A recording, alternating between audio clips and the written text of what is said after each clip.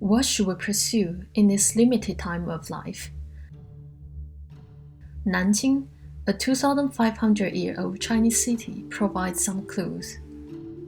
For over 1,500 years in Chinese history, from Sui to Qing dynasty, the intellectuals had been following one path to success, attending the Imperial examination. The content of the exams are mostly orthodox from Confucianism. Gradually, Confucianism has been connected to studying hard and getting the fame. Slightly earlier than the creation of the Imperial examination, Bodhidharma arrived in China, at a time when Buddhism was promoted by the emperor of the Liang dynasty.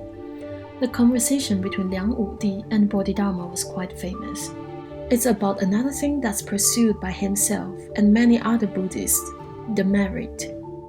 On the soil of Nanjing captured the key moments of both pursuits.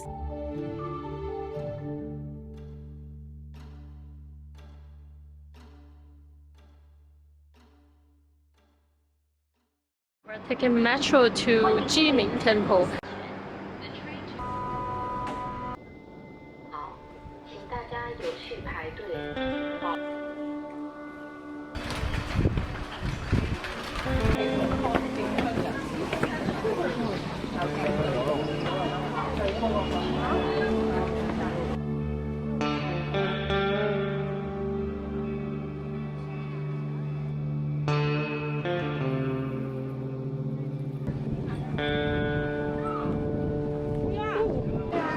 Got a big drink. Tastes not really good. As we're still waiting for our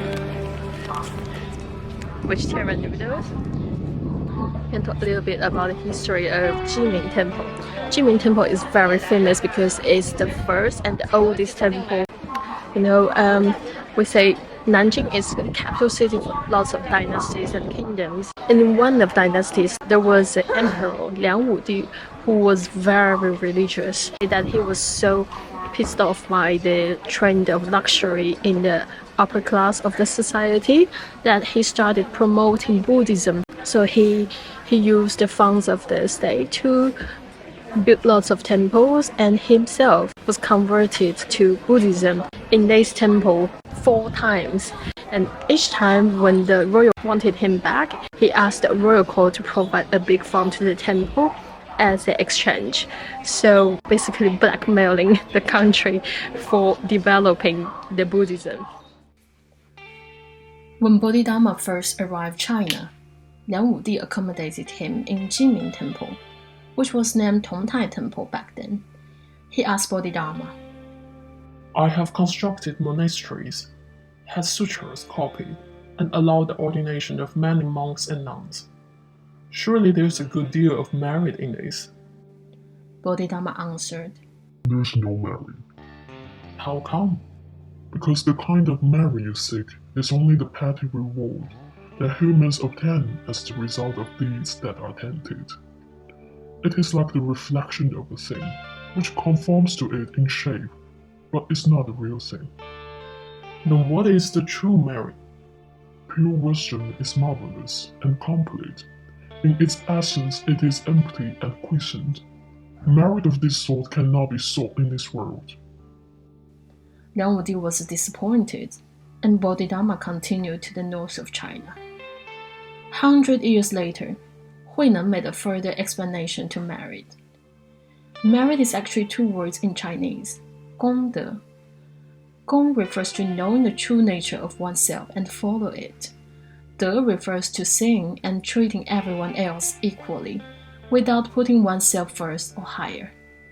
Gongde or merit is built up by knowing and developing oneself, regardless of the donation or contribution to the Buddhism.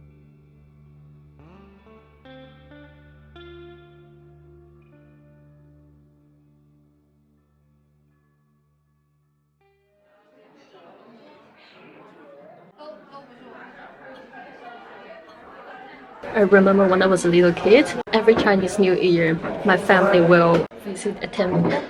For one time, the temple was really busy and there was not enough staff in the kitchen. So my grandma went to the kitchen and helped staff there making the noodles for the visitors. I still remember that. I miss my grandmother as well. Every time when I have a noodle at the temple.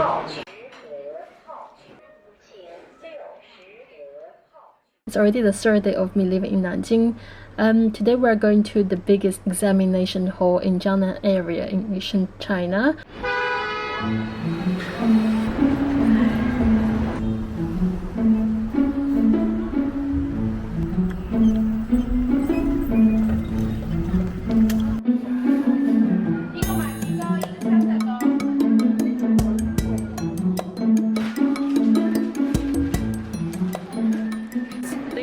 This stone is really famous and it was established in 1912. It's more than 100 years old.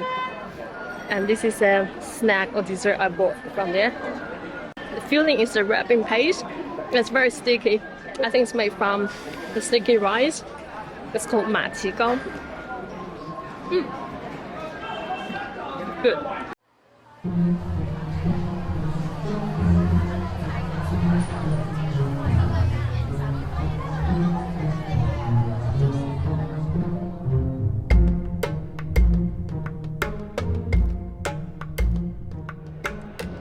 We are now in the Museum of Keju. Keju is the national examination in ancient China. This architecture is quite interesting.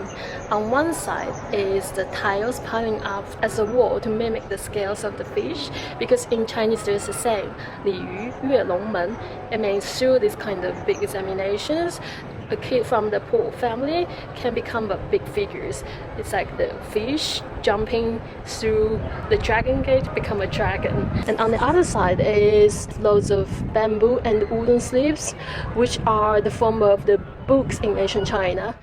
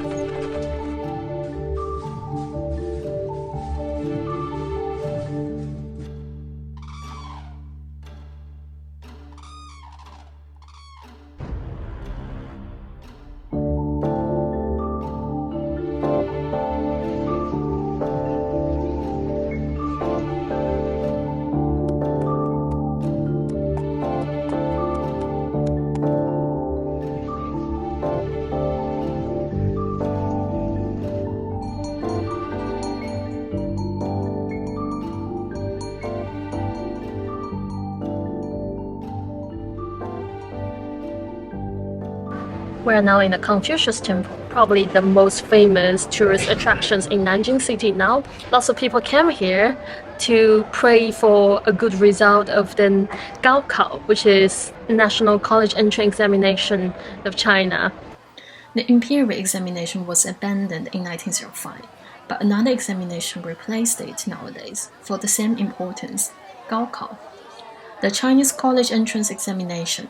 Many young people from the humble background still consider this as the main way to change their fate, and the Confucianism continues to be the core of this belief. We are now in the main hall for the Confucius Temple. On both sides are the stories about Confucius, and they are like the carvings made from marbles and jade or glasses.